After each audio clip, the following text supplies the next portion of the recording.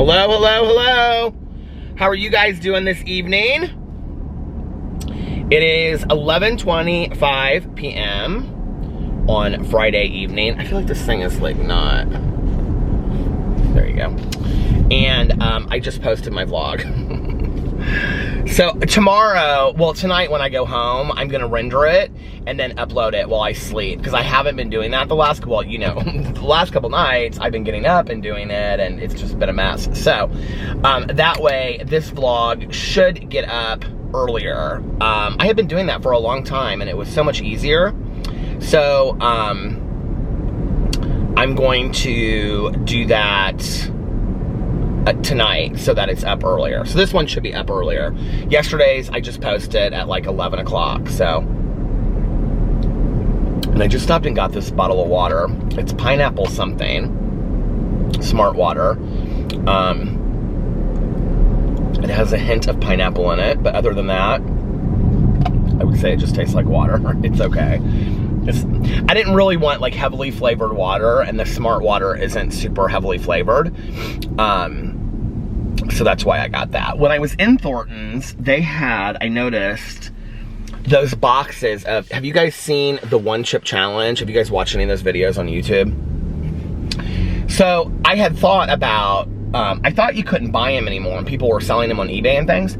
So I was gonna buy on eBay one of these one chip. It's literally, you open it and it's one chip, right? And the challenge is that you eat the whole thing. It's supposedly so hot that you can't even make it through. But I was watching these three guys. I can't remember what their channel name is. They did it like 2 or 3 years ago. And, because I think that they stopped selling them for a while or something. But anyway, they're at Thornton's. I saw them there. It's that PAQUI brand. They had those and then they had some other hot chips of theirs. But anyway, you supposedly are you're supposed to see if you can make it through like the whole chip. These three guys were downing water and milk like nobody's business, and they were saying that like milk doesn't even help because like milk is supposed to help with spicy food. That it wasn't even helping because the chip was so spicy. And so I was like laughing with the guy that worked in there because I know him from going in there. And I was like, yeah, I was thinking about getting that. He's like, you couldn't pay me $500 to do the one chip challenge. Or he was like, no, if I was gonna, you'd have to pay me $500 for me to do it, but I wouldn't do it just on my own. I was gonna do it for one of my channels, but I like spicy food, but like when we get Thai food on like a level of 1 to 6, Alex likes his really spicy. Although the other day that when we got Thai food, when was that, a couple weeks ago, 2 weeks ago? I got him 6 because I thought he liked it spicy. And even he was like, this is really hot. And he likes his really, really spicy.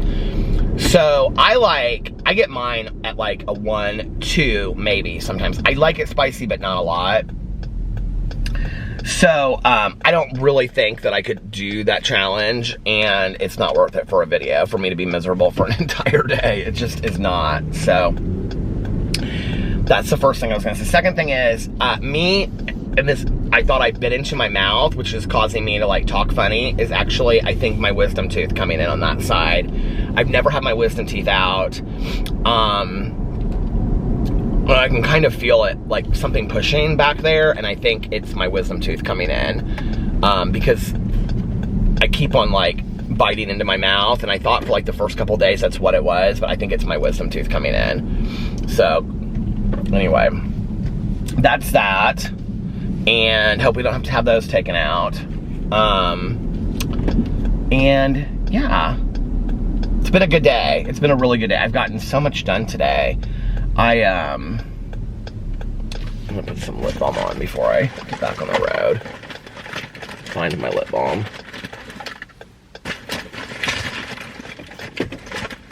I had my recovery commitment earlier, but you guys know that because that was in my vlog earlier today.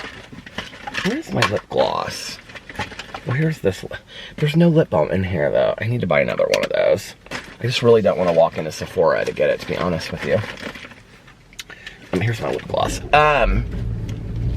So after that, then after I got done vlogging, what did I do? I went and I did my review video. I did a review of this Frappuccino at Starbucks. And then I went to the farmer's market. Oh my God, it was so much fun. They have everything at this farmer's market. Now tomorrow, There's a farmer's market up. I want to drive up here and see. It's actually right up the street where it's going to be. I want to see the times. I think it's like, I think it's early in the morning to like 12 or 1. But I want to make sure. Because I'm thinking about going to this farmer's market tomorrow. But this is not supposedly like the one that I went to today. The one that I went today is just like a farmer's stand on the side of the road. It's like in a, well, you can see it if you want to go to my Peter Does Stuff channel and watch it over there. And it's just like, that was like pumpkins and all different kinds of pumpkins they named. I didn't even know there were that many different kinds of pumpkins, did you? And like gourds and mums and things like that. And so I bought a bunch of stuff, and then afterwards I took it over to Sarah's. And somebody in my comment section of that, they were like, oh my God, that's right by, like I've gone to that farmer's stand before and I know where that is. I was like, okay, so that's like 5 minutes from my house, not even. But anyway, then I went to Sarah's, and she and I sat there for a long time and talked, and I gave her one of the mums, and then I didn't give her a gourd, because some people don't like gourds. I usually don't ever get gourds. I got one because they were so like funny looking. I thought it'd be real fun to have one for Halloween. I got her a white pumpkin, and then like a pumpkin, I think they're called, what are they called? They're the pumpkins that have like they have the spiral things on top of them. Well, I guess they all can do that, right? But it was really cool. Did I give her 2 pumpkins in that? No, I think I just got her, yeah, I did. I got her the white pumpkin, which I got one for Tanya Jean too. And then those 2 little pumpkins. And then I'm gonna try to go to bed kind of early tonight. I'd like to listen to some of my audiobook though, like a substantial amount before I go to bed. So I'm gonna try to go to bed like maybe 2-ish would be a good aim. Okay, so supposedly the farmer's market is in here. Oh, there it says it right there, Fisher's Farmer's Market. Wait, they've got signs up here that say Fisher's Farmer's Market. There's a bunch of girls over here and they're taking pictures. Saturdays, 8 a.m. to noon. These girls are all they're doing selfie, little photo shoot. Fisher's Farmer's Market. I keep on missing the signs. Saturdays, 8 a.m. to noon. I don't know what that means. Something plants amp. I don't know. I guess it's all through here. I drove through here the other day and showed you guys, this is like where the library is and stuff.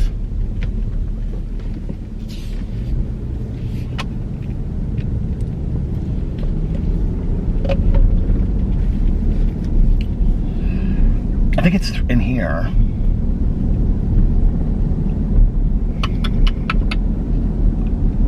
So I'm gonna try to get up and do that in the morning. I think that would be fun. Maybe I'll see if Tanya wants to go. I still haven't been to the library. I keep on wanting to go to the library. There's like people just out here walking and stuff. It's nice. That library is so beautiful. The Fisher's Library. I used to go to that library. But I don't live in this county anymore, so I can't have, I think you can pay extra to have a library card there, but it's just like, why when I have several libraries I could use in my, my county, because I live in Marion County, which is where Indianapolis is. So apparently they are opening everything in Indianapolis this weekend. Apparently we are full open. That's what Tanya was telling me. And then another one of my friends said that everything is open this weekend. The bars, the restaurants, like everything is back to normal. Fast food restaurants, I will tell you, as I was on my way here, I was driving because I was going to get a Diet Coke. I've noticed that most of them are, well, let's go over here and look at this little like brewery restaurant and see if it's going. It's 11:34, so. But most of them are, like the fast food restaurants are closed already.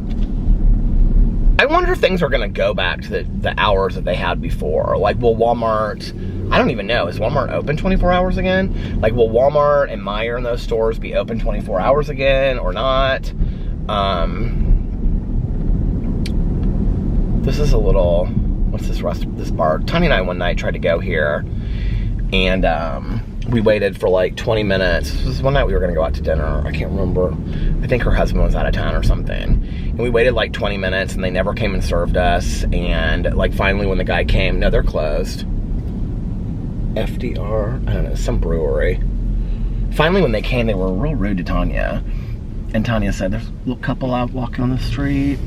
Tanya's like, she was like, let's go. She was like, I don't want to sit here and pay for it to be treated rudely and for it to be like super loud. And it was really loud.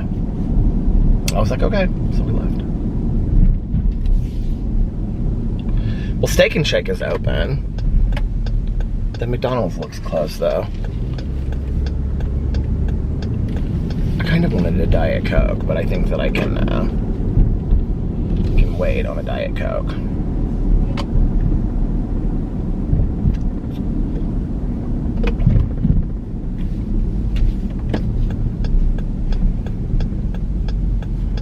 If everything is open, that's news to me. It looks dead out in Indianapolis. Well, I mean, I'm on the north side of Indianapolis. I'm in like a suburb area, so, but it looks dead. Oh, I don't want to go this way. I'm gonna go this way. I might go and look at these little bars that are open over here. I bet they're probably still popping.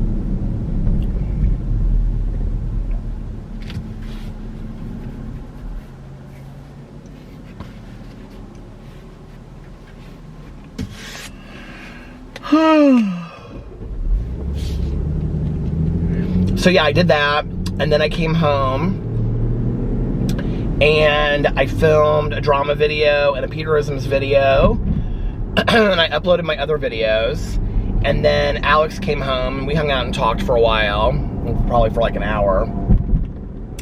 And then I'm trying to do so many of these cameos a day, and so I did like 7 of them today.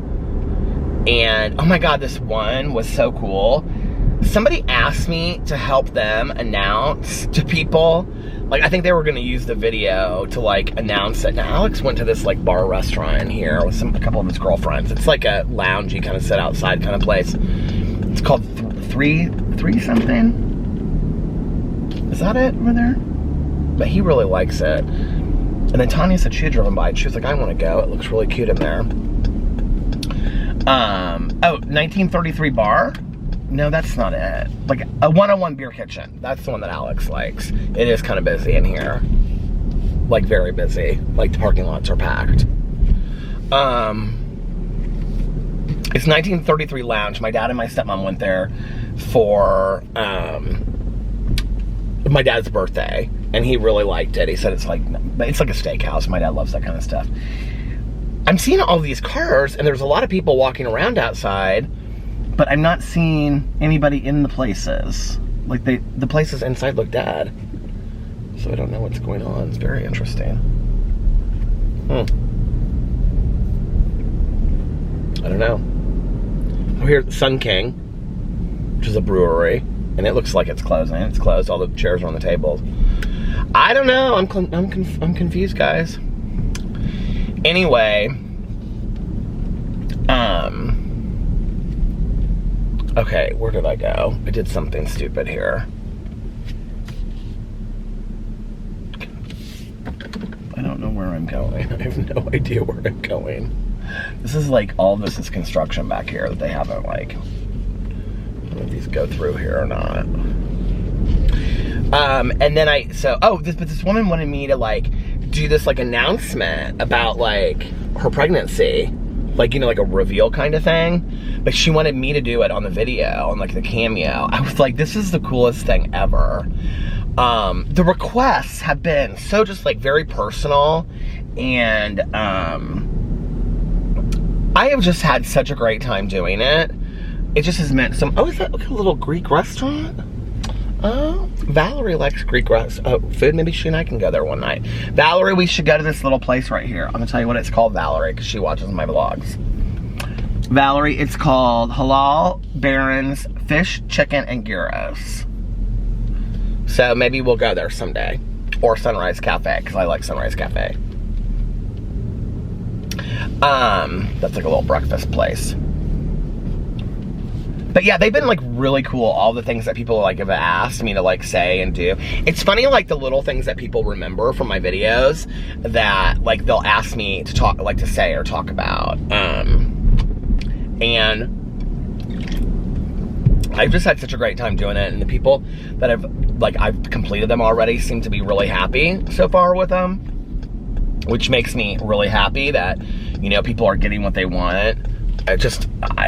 It's been so different than I thought it would be. I guess I went into it really with no expectations, but and maybe that's why I'm enjoying it, because I really don't have any expectations about it, you know?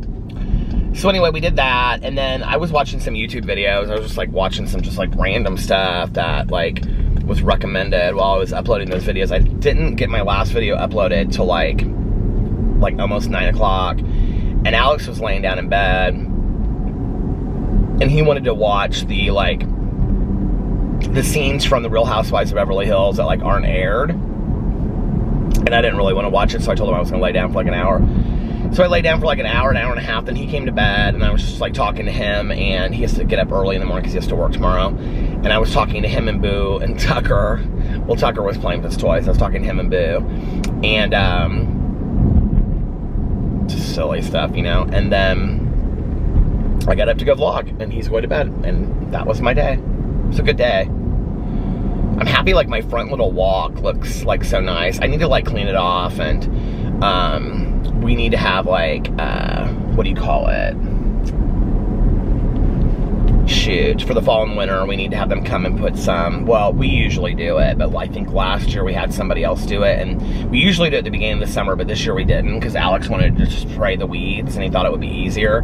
But going into fall and winter, I want to have mulch down, and it's almost the end of fall, so I need to have mulch put down on our walkway, so it looks nice all fall, all winter, and if it snows and stuff, then it snows on mulch, not dirt, because we just have dirt right there right now. And I brought my neighbor over. She, like our newest neighbors, and showed her my huge mums. And her walkway is beautiful. And she's got all kinds of flower, like mums and little gourds and stuff. And she was the one that was telling me about that place first. Like, I'd seen it. I'd driven by it. Oh, I gotta go this way? Is this the way I want to go? Yeah, because that place is like detoured. You can't go down that way. And she was like, yeah, they have all different kinds of pumpkins and all this kind of stuff. It was so fun. My mom would have loved that. She would have loved to have just looked around those different, and like been like, my mom would have, as you get older, you realize you start like taking on traits of both your parents. Like I'm taking on both, like traits of both of my parents. Like my dad is definitely like the animal stuff is my dad.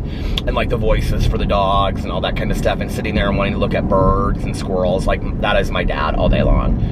My mom she's somebody that has noticed she noticed like the smallest details and things always. And I feel like I've taken that on a lot. She would have been so intrigued with like each of the names of the pumpkins, because they had these little signs out that had all these different pumpkin names on it, which was really cool. So yeah, so anyway, I wanted to talk about something tonight. I actually kind of knew what I was going to talk about going into this. Somebody mentioned, I think it was on my vlog, I saw it a couple days ago, I'm almost positive it was the vlog that I was like skimming through comments, so I don't know who said this, but somebody commented and said that they had just recently started working a 12-step program, and they wanted to know my process for how I got a sponsor. So I thought, well, first of all, I'll just talk about my experience, strength and hope, about getting a sponsor, but I'll also talk about all of my sponsors that I've had since I've had, I think 5 or 6. So we can talk about that on here. And that can kind of just be like what I talk about tonight. First of all, the process is you go up to somebody that has a year or more clean or sober time, that has a working, this is a suggestion, a working knowledge of a 12-step program, meaning that they've worked all 12 steps themselves, and that they have a sponsor. Those would be the things that I would recommend, that because they're sponsorable, then is what they're saying. Like, they have somebody that they go to and they work steps with. It's supposed to be somebody that is the same gender as you. So men sponsor men and women sponsor women. The only exclusion to that is outlined in the brochures of 12-step programs says that gay men can have women sponsors and lesbians can have male sponsors. Per the suggestion. I mean, you can do whatever you want, but these are the things that people, like, these are the suggestions of a 12-step program. And that would be what I've always gone by that until, you know, I followed the brochure, but like, I've always gone by that always in my sobriety. So,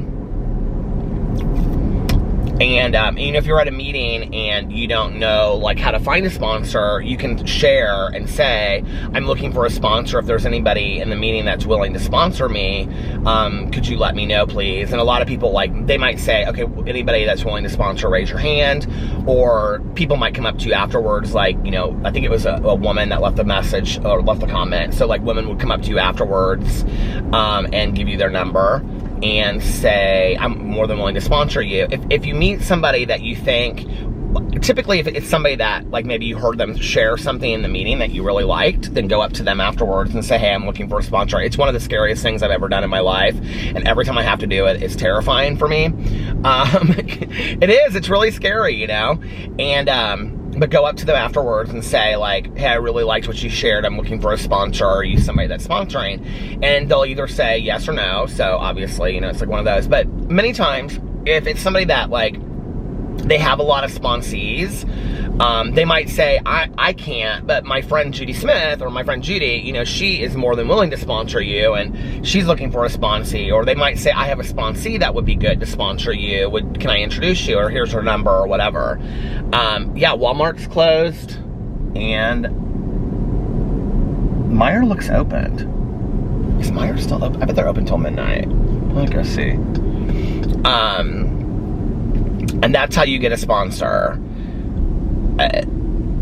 There's a saying in recovery that if you're drowning, you don't look at the person behind the hand that's reaching out to save your life. And it's very similar to that with, like, a sponsor. Like, I think in earlier years, I thought, like, you know, I don't know, like, every single one of my sponsors has been so completely different, but I've gotten so much from each person that I wouldn't be here today probably if it wasn't for each and every sponsor that I had. Excluding maybe the first one, except for the fact that my first sponsor was really somebody that just got me through the, like, having a sponsor, so to speak, you know? You really can't work a 12-step program without a sponsor. I mean, you can, but, like, I mean, not really. I mean, oh, these mums are beautiful that they have here. I mean, you can't, doing like a 5th step with no sponsor, I mean, who do you do it? You can do it to, like, a doctor or a therapist or a minister or a rabbi or something like that. Does it say what their hours are on here anymore? It doesn't say. But their mums are expensive. $21.99. But they're really pretty. They have, like, some golden mums. They're not, like, yellow, they're, like, golden, like, with red in the middle of them. I don't know anybody that works a recovery program today. Now, I have had friends of mine that, like, after some time stopped having a sponsor. I don't know nobody that I know today whose recoveries that, like, are people that I look up to are people that don't have sponsors. Every person that I know is sponsorable. It's the idea of, like, I don't know everything and I'm always going to be learning is, you know, what being sponsorable about is having a sponsor that can help you through those times.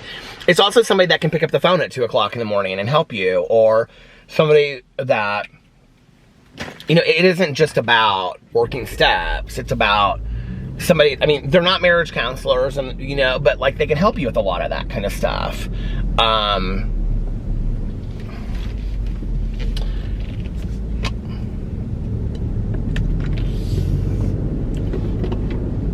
I think there's, like, this misconception, like, every once in a while, like, you know, I'll get a comment that people, like, will say, like, your sponsor isn't really helping you with such and such and such issue in your life. Well, that's not really my sponsor's job. Like, her job isn't really to, like, say, do this, and I do it, and then my problems are fixed. It's like, that's not how a 12-step program works, you know?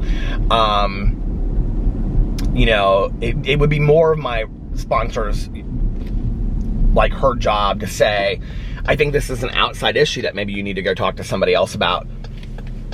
this isn't what, you know, like, but my sponsor and I are so close, we talk about a lot of things, but I also don't lean on her to like solve all of my world's problems, you know? She's just there to share her experience, strength, and hope and say, this is what's helped me, or this is what's helped other people that I have known, you know?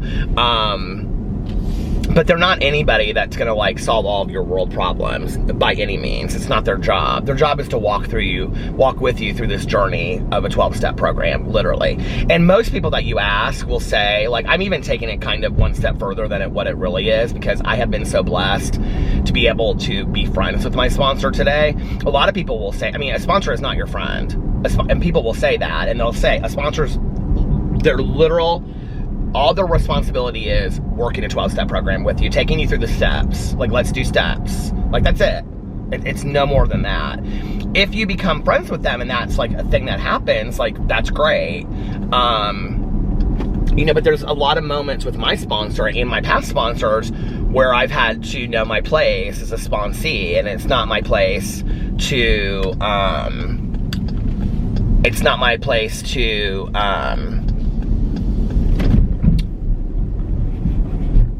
like, in that moment, I have to be a sponsee, if that makes sense. The other thing that people always want to know is, like, they ask a lot about, people, like, ask a lot. They're like, oh, you'd be a good sponsor, or they are like, oh, do you ever sponsor anybody, and all that kind of stuff. Yes, I have sponsored people. I do sponsor people. That's part of being in a 12-step program. And that's part of the 12-step is, you know, having had a spiritual awakening as a result of these steps, you know, that you give back for what you have.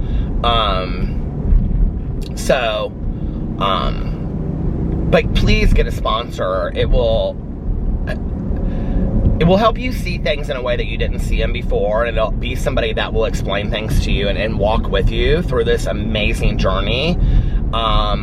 You know, like, I've been very blessed that I've had sponsors that didn't sugarcoat things for me, and really, you know, but the other thing is that, like, whatever issue is going on in my life, whatever I bring to my sponsor, like, because let's just be for real, the issues that I had at 25 days sober versus 25 years sober are completely different. My issues today are more things that are happening in my life. At 25 days sober, my issues were more about how just not to drink. Does that make sense? But, like, today, like, my sponsor, I'm trying to think of an example of something that I would take. I mean, I'm not going to get on here and talk about all of my very personal things that I would take to her, but, like, I'm trying to think of an example that she would say to me something to the effect of, like, she would listen to me. Like, if it was something that, like, if I called her up and I was in a lot of, like, emotional pain, you know, she would listen to me cry, and, you know, she'd be very sympathetic and empathetic, and she would say, you know, like, wow, like, that's really tough. And she would typically share a situation where she's gone through something similar, you know, and looking back, how she worked through it. And then she would maybe say, you know, Peter, I think that this is an opportunity for growth for you. Like, do you want to accept it? And then, you know, sometimes I do, and sometimes I don't. And sometimes in that moment I'm willing to, and sometimes I'm like, can I call you back in 2 days? Because I'm not in a place to hear that right now. And she'll say, yeah, absolutely. And, you know, I'm here for you, and, you know, I love you unconditionally. And, but I want you to think about this. Like, there's lessons there to be learned. And she's a loving, caring, kind teacher. She actually has no problems being in my videos whatsoever. I stopped it because I was telling this story about how my sponsor and one of my other friends, they're like, they want to be in a video. They, like, constantly, they're like, they want to be in a video so bad. They're like, put me in a video. And I said my friend's name. So anyway, she probably could care less. But anyway, but my sponsor, like, yeah, like, she said she'd be in a video whenever. I might do that at some point. We'll see, you know. I'm very protective of the people in my life, because, you know, to this day, my family and my friends are contacted with horrific messages by people that don't like me. And I just don't want to, you know, open her up to that. And she's like, oh, Peter, I can handle it. She's like, I can handle it. I can handle anything. I'm like, I know, but you shouldn't have to handle that. Like, that makes me so sad, you know? Like, don't like me, come for me. But why do that for my family? Like, I really, like, it's beyond me. It is really beyond me. So I'm very protective of putting people, like, you know, in my videos and things like that. And, Tanya, you know, chooses not to be in videos today. She's made that very clear, and she's like, no, I don't want to be in videos anymore. She was like, you know, they are ruthless, and so she was like, that's something that you choose to do, and she said, God bless you, because you can handle it, and I don't want to handle it. So yeah, but I might put my sponsor in a video at some point. I think it would be, I don't know what video I would do with her. Like, if I were gonna do a video with her, I would want to do a video with her to, like, show our relationship and to, like, normalize, because, you know, you have to realize from, like, my point of view, like, everybody that I know, like, you know, I mean, the majority of the people in my life are in recovery, you know what I mean? Like, so everybody that I know has a sponsor. I don't know how to explain this, but it's like, so, like, if I was just talking to any of my random friends on the phone and I said, like, well, what did your, you know, like, what did your sponsor say? Or typically, like, all of my friends, I know their sponsor. Like, I know who their sponsor is, A, and B, I know their sponsor, and C, their sponsor is typically a friend of mine, right? And, you know, like, this is one thing that we don't talk a lot about. Like, well, I don't talk a lot about on videos, but, like, that's a very cool part. We do talk about it in recovery. I don't talk about it a lot on this video.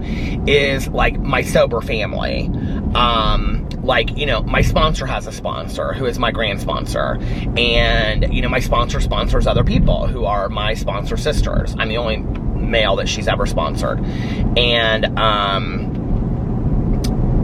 she's always said that, like, she, you know, she had to talk to her sponsor about sponsoring me, like, you know, what they thought about it, and that she wouldn't have sponsored me if it was, like, if I was early in recovery, because, you know, it was important for me to have male sponsors early in recovery, that, like, when I was taking issues to them, that, like, I was talking to a male. Today, it's different. Like, my issues are,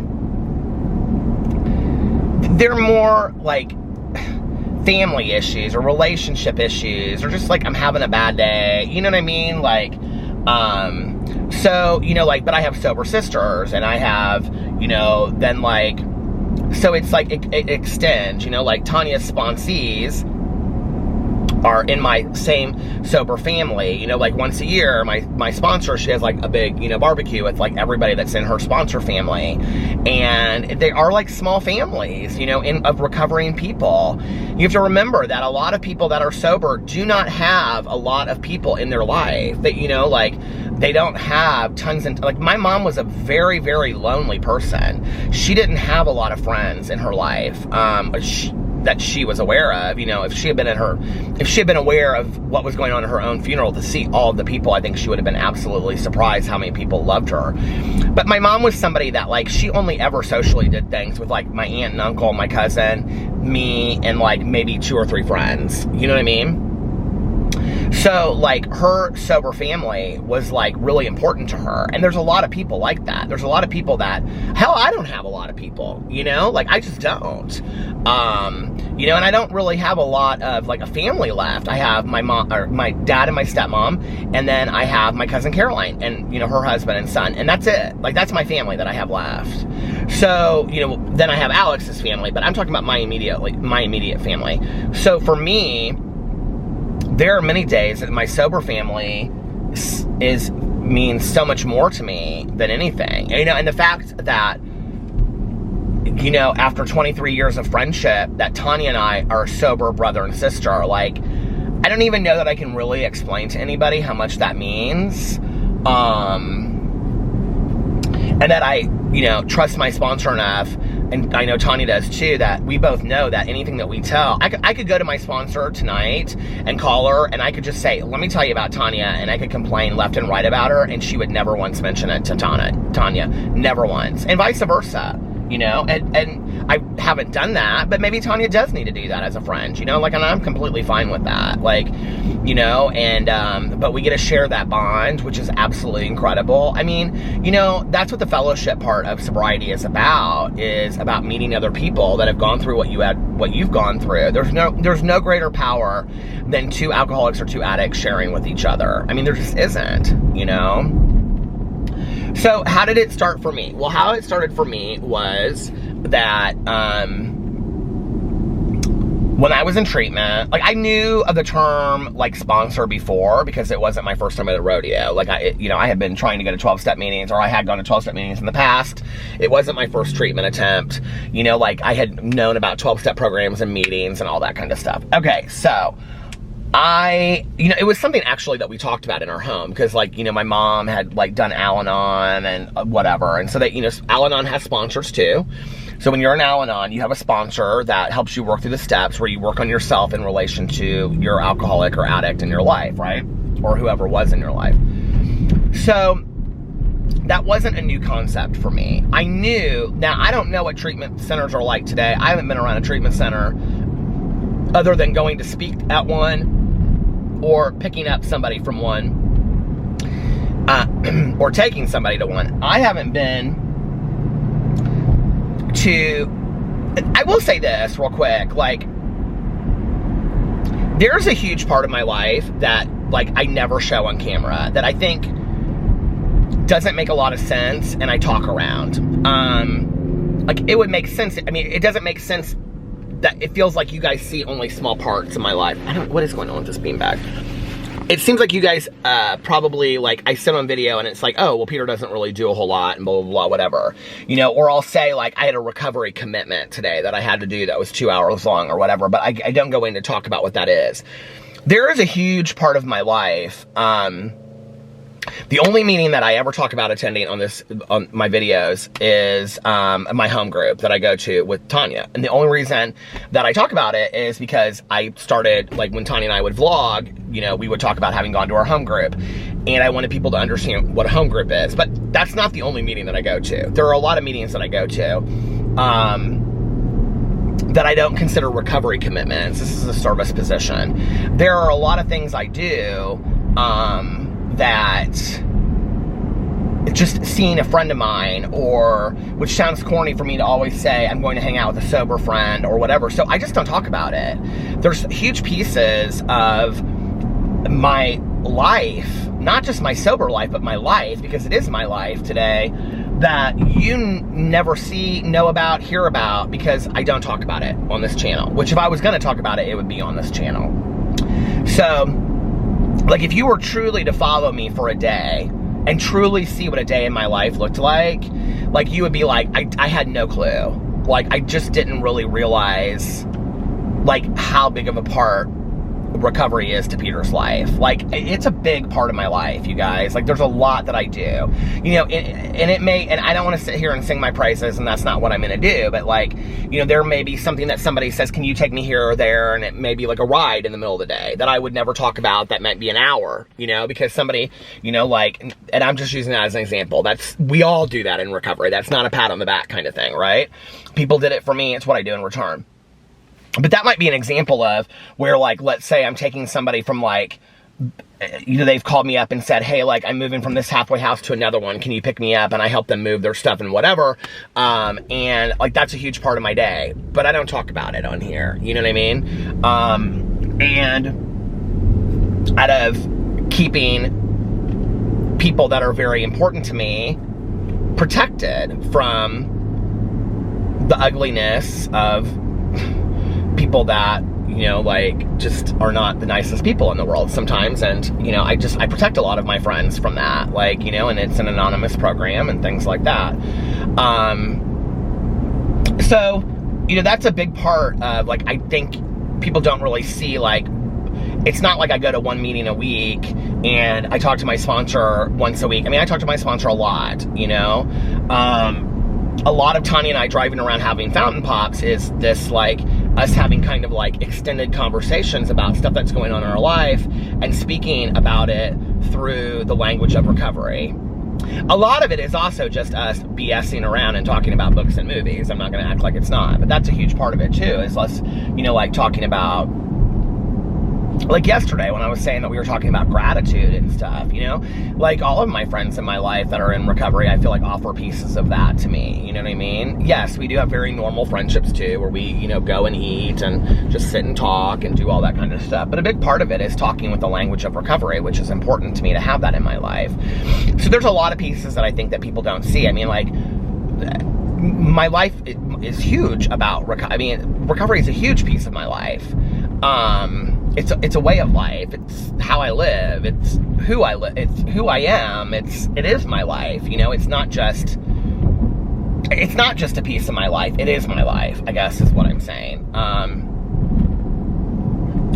So, you know, to some degree, it's kind of like, what's a good example? Okay, this is a horrible analogy, so just bear with me, and I know that anyway, it's the only one I can think of. But like, you know, think about, like, if you have kids out there, from when you had your kids, okay? And your life forever changed the moment that you had kids. And then,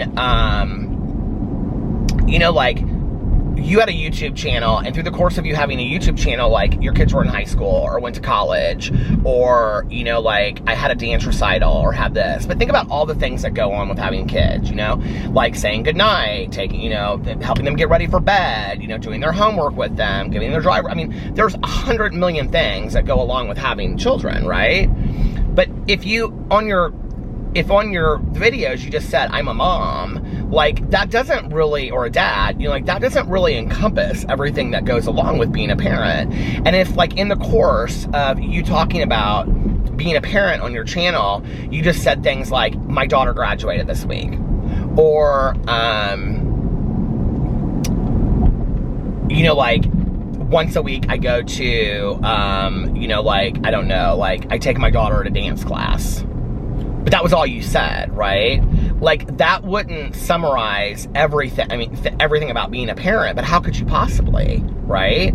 So, it wouldn't look like a lot. When I am a believer that, and I'm not saying that you have to dedicate your entire life to sobriety, but I am a believer that it's hard to fall off the wagon when you're sitting in the middle of it. And the people that I know today, Tanya, my sponsor, my close friends, people that I have known that have been sober for 40 plus years, not every moment of their life is about recovery, but recovery is a big part of their life, like a big part of their life. The parents that I know that I think are great parents today are parents who, their children are a huge part of their life. Their children are a priority. My recovery is the priority. You know what I mean? It's similar to that kind of in some ways. So, I don't know if that makes any sense. Like I said, it's a horrible analogy probably, but it's kind of the same.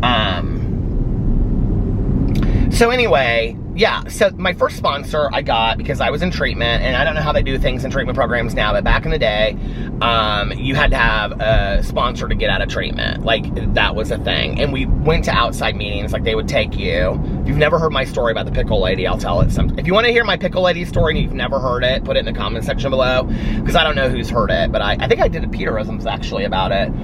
But I'll tell you about the pickle lady story, but that was the moment that everything changed for me in sobriety. So I had to get a sponsor. So my counselor, she helped me get this sponsor. And he was a real nice guy. He just was kind of, he was real nerdy. And there's nothing wrong with that. We just didn't have anything in common. And his idea of sponsoring was not to get me in the steps, not to have me working steps, but just basically to drag me around to meetings, which is okay. There's a saying that meeting makers make it. I'm not a believer that meeting makers make it. I'm a believer that people that work steps and go to meetings and have sponsor and, you know, live in the program, I'm a believer that those people make it. But he was probably of the belief that meeting makers make it, which means the more meetings you go to, the better your sobriety is. I don't know. I'm not necessarily a believer in that. But I am a believer that you should go to 90 meetings in 90 days and, you know, and then repeat that 4 times a year for your first year. That's what I do believe that. Because I think it's, you drink and use every day, you can go to a meeting every day. It's an hour, you know. And it'll get you used to going, and you'll meet a lot of people, and it'll take the fear away and all that kind of stuff. So, my counselor hooked me up with this guy. I don't really remember a lot about him. I remember his name. I don't know how I remember his name. But there was an incident, not an incident really, but we were at Perkins restaurant, and it was me and him and 2 of his friends. And he was sitting there talking about this girl that he was like dating, and like it was so obvious to me that he wasn't dating this girl, and she was from a different state, like Iowa or Idaho or something, and she was like, he had said something to me about like he was single and he didn't have a girl, he had never been on a date or something like that. I don't know, but like on the way home I said something to him, or I may have said something, I don't even remember how it all went down, but I said something to him like, why did you say about this girlfriend that you had or whatever? And he was like, what are you talking about? He got real defensive. And I said, he goes, I have a girlfriend in Idaho or wherever she was. I don't know, Oklahoma, I have no clue. I go, no you don't. I go, you told me. No, what are you talking about? You're lying, you don't know, what are you talking about? He goes, you don't question your sponsor. And I was like, this is weird. And so he was just kind of like my sponsor by name for a while. And then I actually started volunteering before I started. You could like, after I think it was like 60 days, you could start volunteering. And so I volunteered at the treatment program that I ended up working at first. And so I started volunteering underneath this woman who I had known from meetings. I used to go to a completely different 12-step program than I go to today. I actually got sober in a different, well, I went to all different kinds of meetings, but I wouldn't recommend that. I would pick one and stick with it. But just because the steps do differ depending on the program. But I got sober in a different program. The only reason that I'm not in that program today, it's a fantastic program, I think all 12-step programs are fantastic, is because I had a sponsor that was in another program, and he said, I think, which is what I'm about to tell you, he was going to diff both meetings for me, but he said, I think you need to pick a program and stick with it, as far as like the basic texts, and which is the basic book that you read, and the steps and what they say. He said, I think it would be good for you to just have one program. And I was like, okay. So, but at that time I was going to different meetings. I was going to another 12-step program. Still drug related, but it was different than the program that I'm in now. And so his wife was also sober, and she was who I was under, and I loved her, and I had met him a couple times, and we were at a meeting, and so she, you know, like I had said something to her about him possibly sponsoring me, and all right, I was sharing about my sponsor from the past, and I said his name, and he has since passed away, which is part of the story that I'm going to tell in a second. So anyway, but I'm just gonna, out of protection for anybody out there that might possibly know a man with this completely average name, but anyway, he was goofy looking, he was goofy acting, everything about him was goofy. I didn't think we were anything alike, and the man saved my life. The man would do whatever it took at any expense to save my life. He did. He saved my life. I wouldn't be here today if it wasn't for him. So anyway, I gotta backtrack because I went on and I was talking for about 5 minutes before I thought about I probably shouldn't have said his name. But anyway, so like I said, met him about 70 days sober. I'm not talking to anybody, or I knew him from going to meetings, but like I started like kind of keeping an eye on him for a sponsor possibly, right? Because I wasn't really working with this other dude. So, what time is it? God, it's 12:22 already and it's hot in here. So I'm at a meeting and we're talking about balance, okay? And it comes to me, I think I got it all figured out at 70 days, you know? And I said, well, I think I'm really good with balance. And I said, I'm balancing family and early recovery, and I'm doing this, I'm doing that, and I thought, I got it all figured out, you know, balance-wise. God, I had no clue. And it comes to him, and I can see him sitting across from that table. I mean, I can see him clear as day, 25 years later. Just goofy looking. I don't really know how else to explain it. He's just fantastically goofy. He was just such an amazing person. And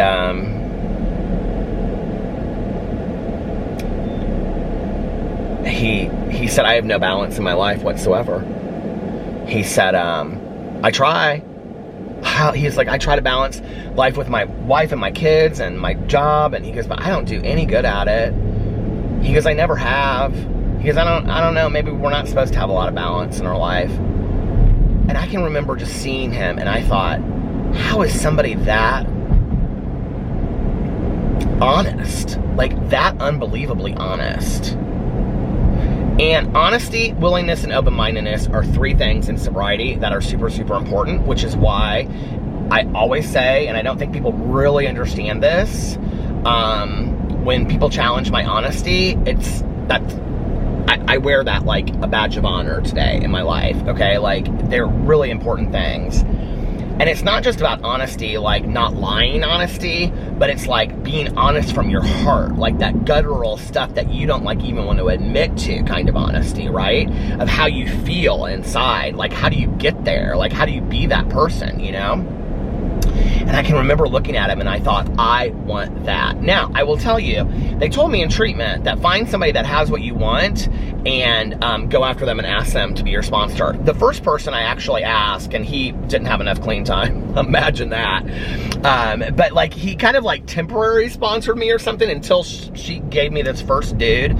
So I don't even count this guy really as a sponsor, but my first guy was very good looking. I thought he was hot. And he wore cowboy boots and his smile a mile wide, and he drove a white Jaguar, and I thought, that is what, I want that right there. True story. I share this in my lead. True story.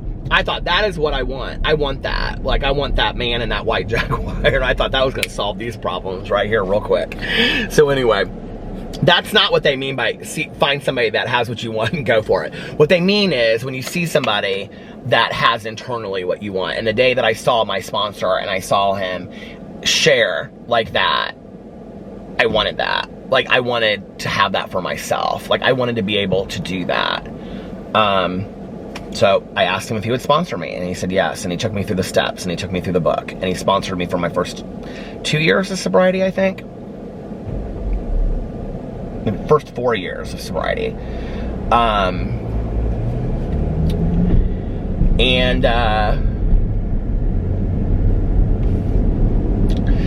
That meeting that we used to go to that I talked about, I don't know if this is the part that I cut out or not, but that meeting that we used to go to at Charter Hospital, we ended up leading that meeting every Wednesday night, and there was about 10 of us that would go to that meeting, and they would bring the patients in too. And that meeting kept me sober for 4 years. I loved that meeting. I met some wonderful people in that meeting. And that was my first experience with really losing people in sobriety, because I lost like 5 or 6 people within the matter of a couple months in that meeting, because they would come and they would be sitting there and they would be repairing their lives, and then the next week I would come and somebody would say, did you hear about so-and-so? They passed away. Or I heard just horrible things happen to people when they went back out. And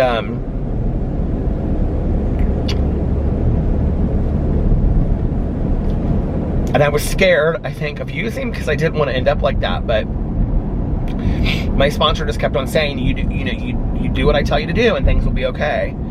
And during that time, he and his wife went through a divorce, and he had some really difficult times. And leading up to my birthday, I think it was my 4-year birthday, he said,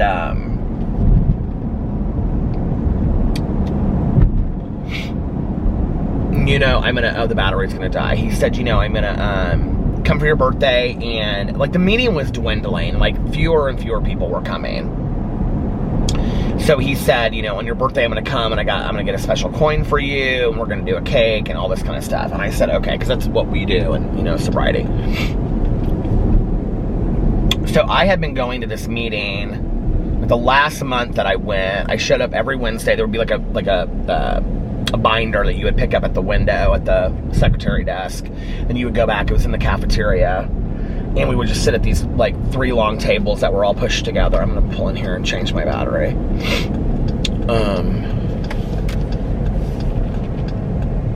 I should have got that Diet Coke.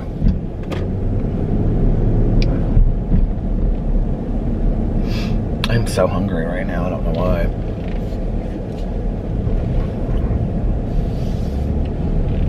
Okay, I'll be right back. I'm gonna change the battery. Okay, I'm back.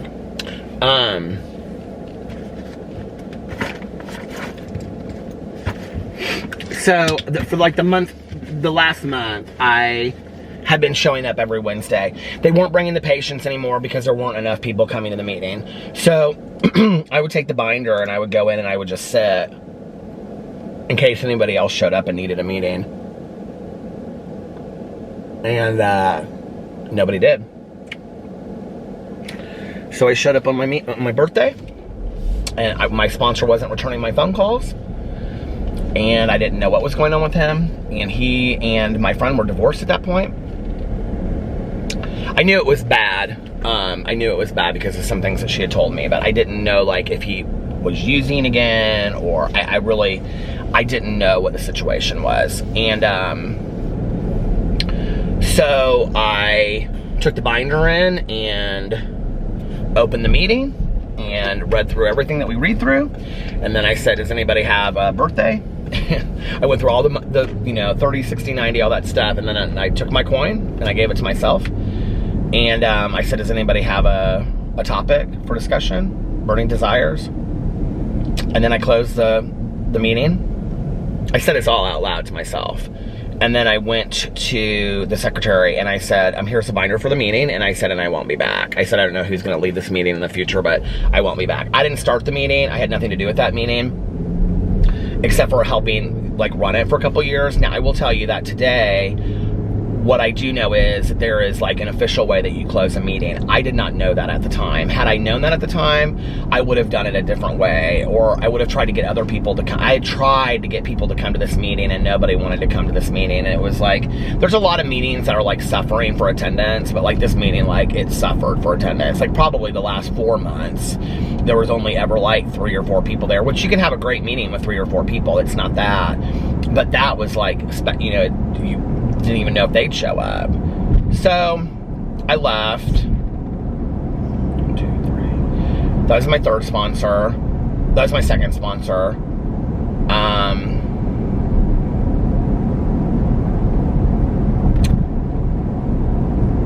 At that point, I had already started going to what my home group is today, and I met my third sponsor. And he was part of our friend group, Tanya and our friend group. But he has about, I think he has about 5 years more than I do. And he's an older gentleman. And so, like, I can remember asking him to be my sponsor because I was terrified. And they had all said something to him about I was going to do it. And then I had to call him. And he was like, and I remember calling him from work. And I told my coworker that I was so scared. She was sober too. And I was like, I'm so scared to call this new guy. And she's like, isn't he a friend of yours? And I was like, yeah. And I'm like, but I'm still scared. And she's like, why are you? She was like, just do it. And so I called him. And he was like, I've been waiting all day for you to call me to ask me. So he was my third sponsor. I don't know when, but at some point, my second sponsor passed away from a heroin overdose. The fact that I am sitting here today, sober, at 25 years and 9 months of sobriety, and that man gave me everything that he had, but he couldn't do it on his own, breaks my heart for him and his family. He was a really kind person. And you know, like, when people want to know why, like, I get so, like, serious in videos about how important sobriety is to me, like, he is a big reason why. I don't know a lot of the conditions around it, but he did try to detox himself, and that has a lot to do with it. I found out later from his ex-wife.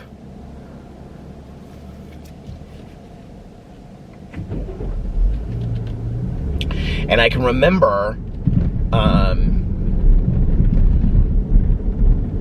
when I talked to him. This is hard. I remember when I would talk to him about having lost, like, losing friends that were sober. And I would go to him and I would say, I just don't know how many more people I can lose. I just don't know. Because in my first couple years, I lost a lot of people. And people that I had used with that never gotten sober. And people that I met in recovery that, you know, died. And this is kind of a recovery saying in a lot of different programs. But he said, you're going to step over a lot of bodies to stay sober in your life. I'm just going to tell you that now. little did I ever think that I would step over his body. And, you know, that basically it's a battle zone. You know, it's a battle zone. Recovery is a battle zone. And I never thought that he would be one of those people, you know? He gave me the core foundation to my sobriety. It's like he read the book, and it just said change oil soon, just came on. It's like he read the book, like the textbook on how to live. I'm not talking about any specific book, I'm making an analogy. And then handed it to me and said, I know everything that's in this book. I'm gonna teach you how to do all this stuff. And then he couldn't do it because the disease was so powerful for him, you know? Breaks my heart. Anyway, I lost him at the same time that I lost a friend of mine that I was in aftercare with. And I have a lot of paintings of his, that he did for me. I have a huge painting in my house that my friend did for me. He was in my aftercare group with me, and then we ended up working together. And he's a fantastic artist. He actually died of a brain aneurysm, and he did die sober. But I lost both of them at about the same time, and it just really crushed me for a while. So then my third sponsor, I had him.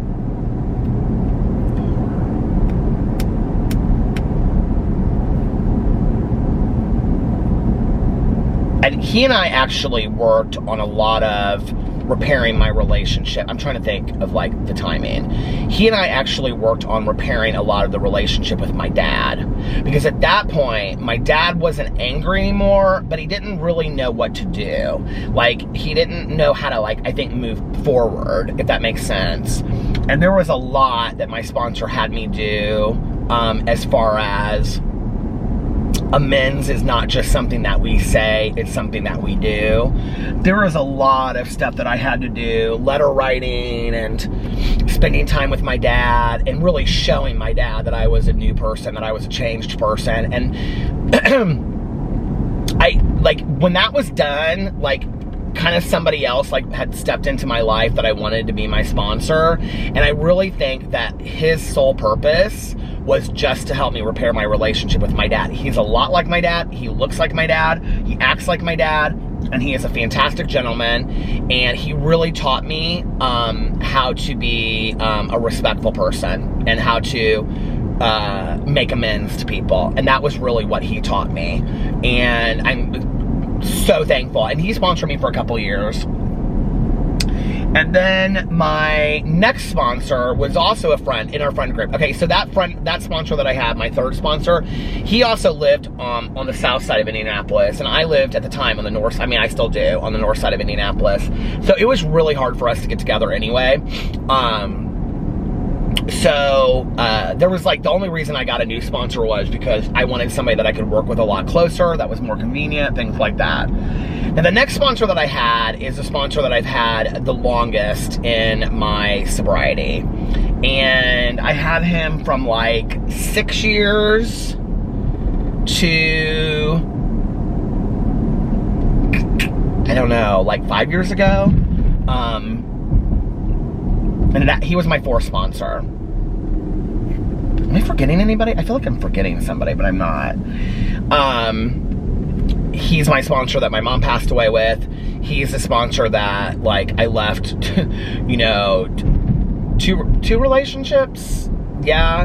And, you know, he knew everybody in my life.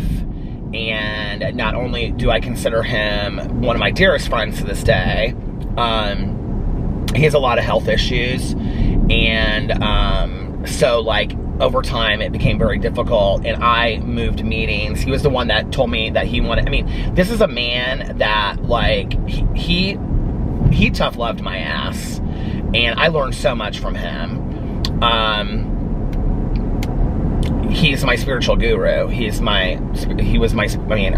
I looked up to this man as a spiritual director for the majority of my life. If you saw him, you would think that he was a 5'5" truck driver, that just came in off the streets. And yeah, and he's in his late 60s, and he is one of the one of the wisest people, if not the wisest person I've ever met in my entire life to this day, and says things that are like so very simple, that you don't even really realize what was said to you until like 2 days later, and then you're like, oh wow, like, gentlest soul, can get irritable at times, can get a little angry at times, and he knows that. I would come into a meeting and I would look down at the ground, because you know I have a lot of social anxiety, and I would look down at the ground and he would go like this. He'd say, get your head up. You're a person of character today. When you walk in a room, you look at people and you meet them eye to eye. You're a person of character today. You know, he would say things to me. He'd get angry if I would like challenge him on loving myself. He said, what do you mean you don't love yourself? What have you done all this work for? Who'd you do all this work for if you don't love yourself? You know? He taught me the value of self-worth and self-love, and you know, he taught me that I'm sober for me, I'm not sober for anybody else in the program, and it's not my place to be a, you know, like, as they call it, a gatekeeper and whatever. Like, I can remember one day, there's a lot of people, I think people probably know what program I'm in, but it's a violation of traditions, I'm not going to say it, but anyway, there's a lot of people. I'm a Puritan when it comes to being sober. I don't take anything over the counter. I don't smoke pot. I don't do none of that stuff, okay? Whatever. So, I realized that there were a lot of people that were saying that they were sober, in recovery, but they were working steps. I've never really had an issue with it if it's somebody just out there that just stops and they're like, well, I stopped this thing, but I still smoke pot every once in a while. Y'all know I don't have that big of an issue with smoking pot. But there was a period where I went through where I found out that some people that I respected were smoking pot and still saying that they were sober working steps. And I can remember I went to him. I was so fired up about it. And he said, why do you care? And I go, what do you mean? What do you mean? Why do they care? Why do I care? Like, they're supposed to be sober people. I've looked up to them. He goes, so what? Obviously, smoking pot works for them. It doesn't work for you, and you're not going to start it either, so don't even try it with me. And I just looked at him, and at the time, I'm like 12 years sober, you know? And he goes, what? And I go, so you're okay with it? And he goes, it's none of my, he cusses a lot. He goes, it's none of my effing business what they do. He goes, so what? I don't care if they want to sit in a meeting all day long, every day for the rest of their life and say they're sober and use whatever. He's like, it's none of my business. I don't care. He was like, I'm just happy that they're having a positive, good day today, you know? And I'm like, God, that's so true. And I looked at it in a completely different way, you know? I looked at it in a completely different way. And it really changed my perspective, too, on let's just keep people alive, you know? Like, now, I'm still a person, I'm still a Puritan, and I still believe in a Puritan way of sobriety, but that's just me, you know, you do you. But I'm also today in really just like keeping people alive, you know, and giving them a chance. So anyway, he was my fourth sponsor, and fantastic man. He still is a fantastic man, still a good, great friend of mine. But one of the things that he told me was he wanted me to go to other meetings because he wanted me to like practice humility. We were talking a lot about humility, ego, pride, and he was like, you know, one of the things that happens with people as they get older in sobriety is, this would have been the time, I would have been 18 or 19 years sober. I would have been coming up, 18 or 19 years sober, coming up on 20 years.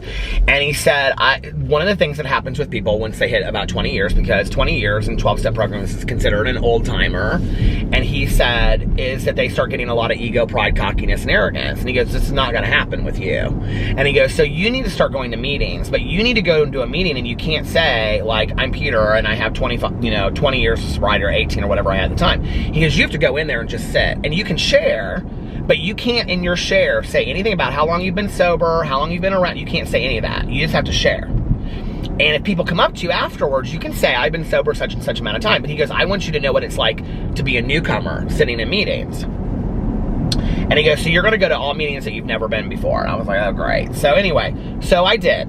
And actually a friend of mine who, I don't know what's going on with him today, one of my dearest friends, and I don't know if he's using or if he's not using, so it's whatever. But anyway, he took me to a candlelight, and he stopped coming to the candlelights, and then I just kept on going, and I was going to 6 candlelight meetings a week, which was a lot, but I loved every minute of it.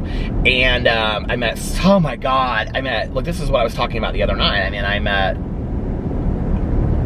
some of the best people I've ever met in my entire life. And I mean, I literally, like, you know, some of the meetings that I go to today, like, I meet a lot of people that, like, repaired their families, or, like, they were, you know,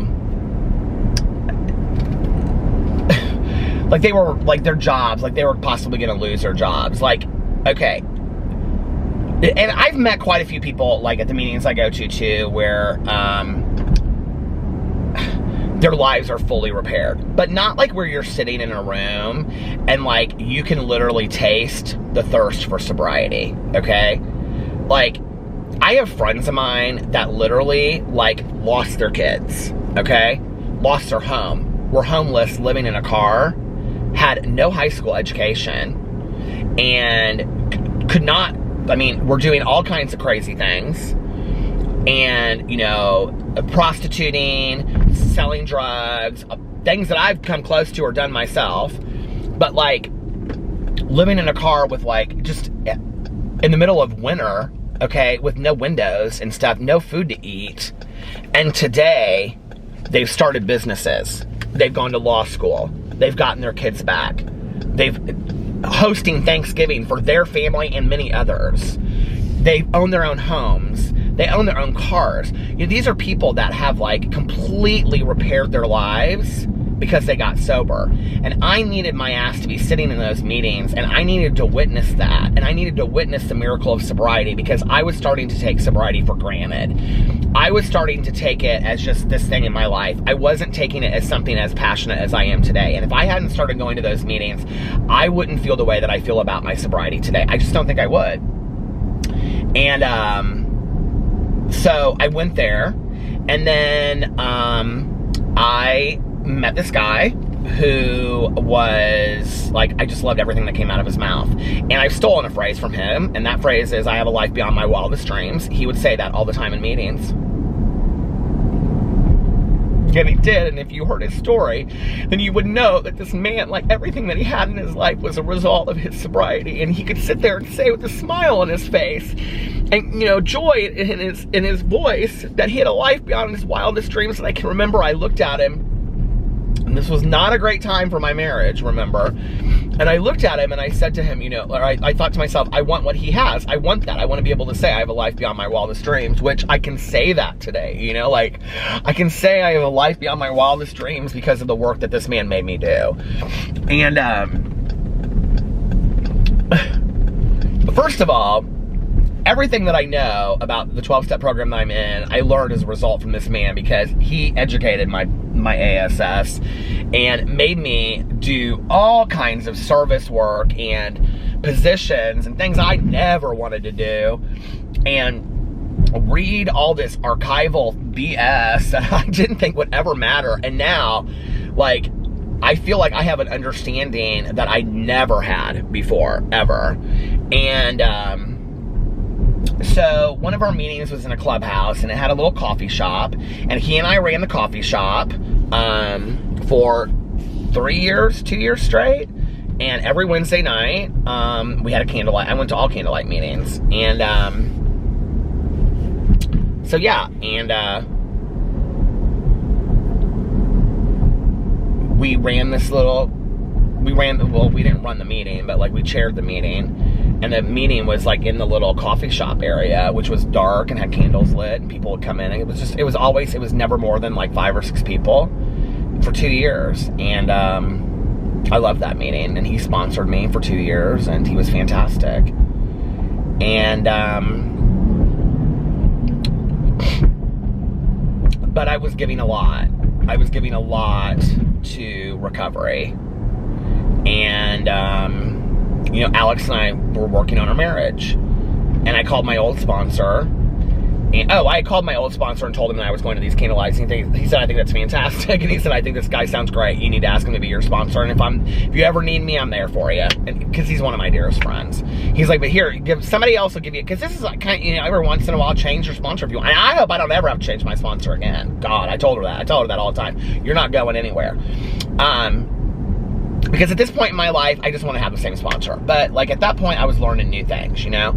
And she challenges me all the time anyway. So, I will say this. Out of all the sponsors I've ever had, my current sponsor, she has worked my ass harder than any sponsor I have ever had, period, end of story. I mean, literally the first time that and I've known her for a while, she was a friend of mine first, but we sat down and went out to dinner to Charleston's. I'll never forget this, the first night that we were kind of like sitting down and sharing our stories with each other and stuff. I already knew her story because I'd heard it in the lead, and I heard her share, but she was asking me some questions and stuff, and I brought something up, and she literally got in her purse and brought out this sheet. I think I have one back here, actually. She brought out, no, but I have my book back there that I take with me everywhere. She brought out this stuff. She goes, let's do some inventory right now. And I said, right now? And she goes, yeah, right now, let's do some inventory. And I said, oh, no, I don't. And she goes, are you saying no to your sponsor on your first day? I was like, well, I guess I probably shouldn't do that, should I? So anyway,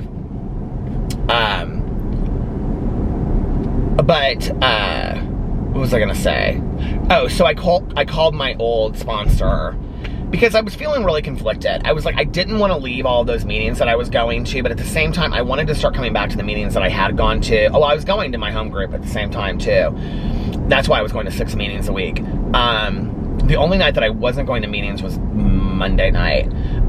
So I wanted to come back to Northside meetings and all this kind of stuff. And so I called my sponsor, and I just happened to be talking to him, and he goes, what are you doing? And I was like, and he knew my schedule, but I don't think he really like knew like how much I was doing. And he said, and he didn't know anything about like Alex and I having marriage problems and Alex and I living very different lives and things like that. And he said, you know, he goes, don't forget why you got sober. He goes, you got sober to be, you know, a good son and a good husband and a good partner. And he said, you know, are you just going to all these meetings because you want to avoid problems that you and Alex are having? Oh, I did say, no, I said to him something about like, because he said something about a husband, and I said, well, I've been a good husband. And he goes, well, how could you be a good husband when you're gone 6 nights a week? He said that, and I go, well, I mean, there's a lot going on with us right now. And so then he did say to me, he said, well, are you going to meetings are you using this to avoid dealing with what you need to deal with at home? I was like, well, I think you might have hit a nerve on that one.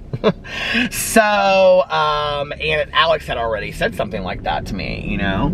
So anyway, that was when, towards the end of that was when I got my new sponsor that I have now. Okay, I started telling another story that I shouldn't tell. But anyway, that was when I got my sponsor that I have now.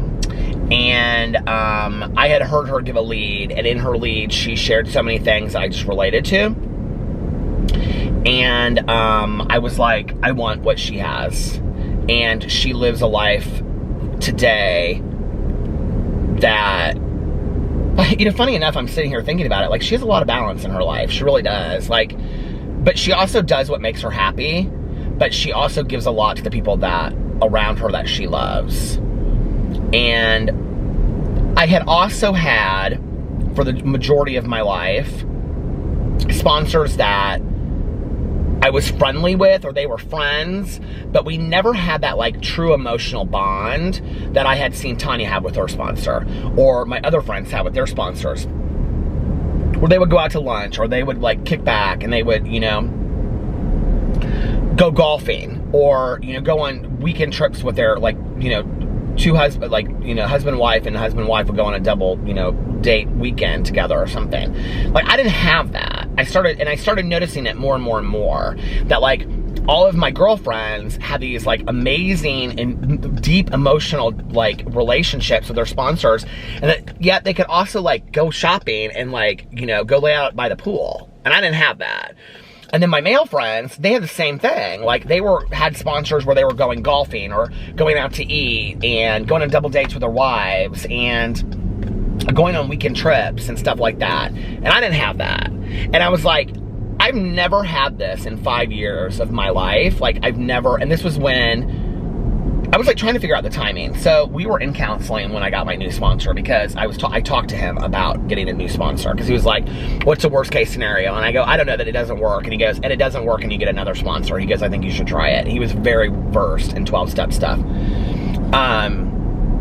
But I've always related better to women. All of my close friends have been women, with the exception of like, you know, a couple of my gay guy friends, but I'm still closer with my female friends than I've ever been with any of them. And on an emotional level, I've trusted women more in my life, you know, on and on and on. And I just think it came to me that I was like, I have tried to follow the rules, but like it says that I can have a female sponsor.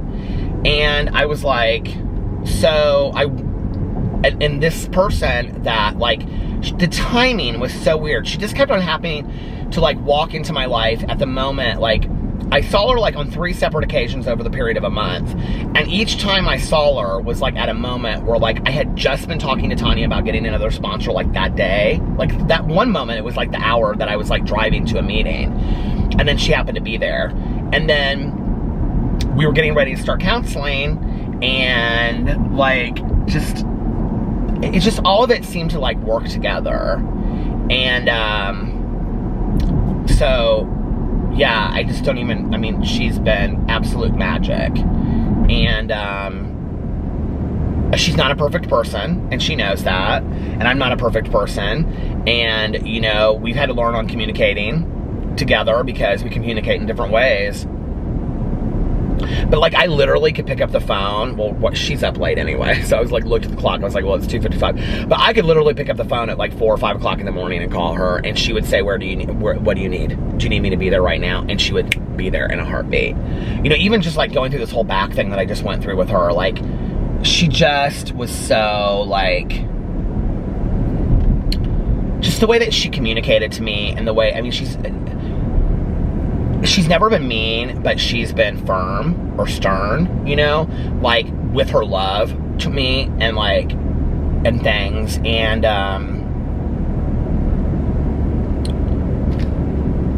And she knows this program like nobody's business. And so like, if I ever have questions, I always just ask her. And she has a love of recovery, which I think is important.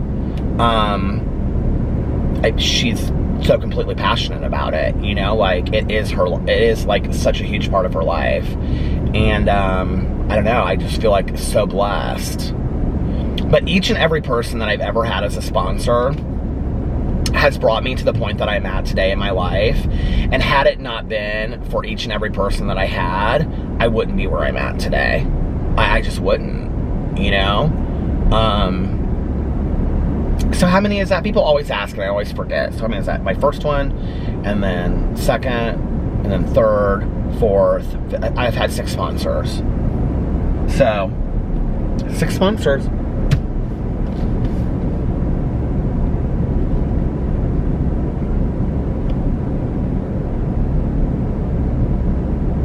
I'll never forget my old sponsor at my mom's funeral, like sitting outside. And you know, like, and this is like one of the things I absolutely loved about him, you know. It's like this very formal funeral, and it's in a church, and everybody's coming in, you know, and they're in like suits and ties and dresses and stuff. And he shows up dressed like he would dress any other day. And I thought, that is my sponsor right there. I love that man. I love that man so much, you know.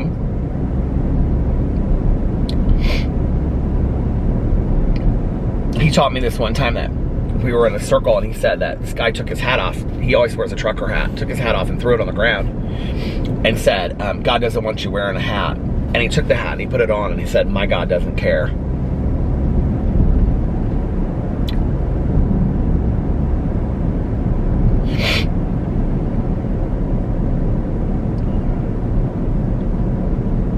I've been so blessed. I've been so blessed in my life.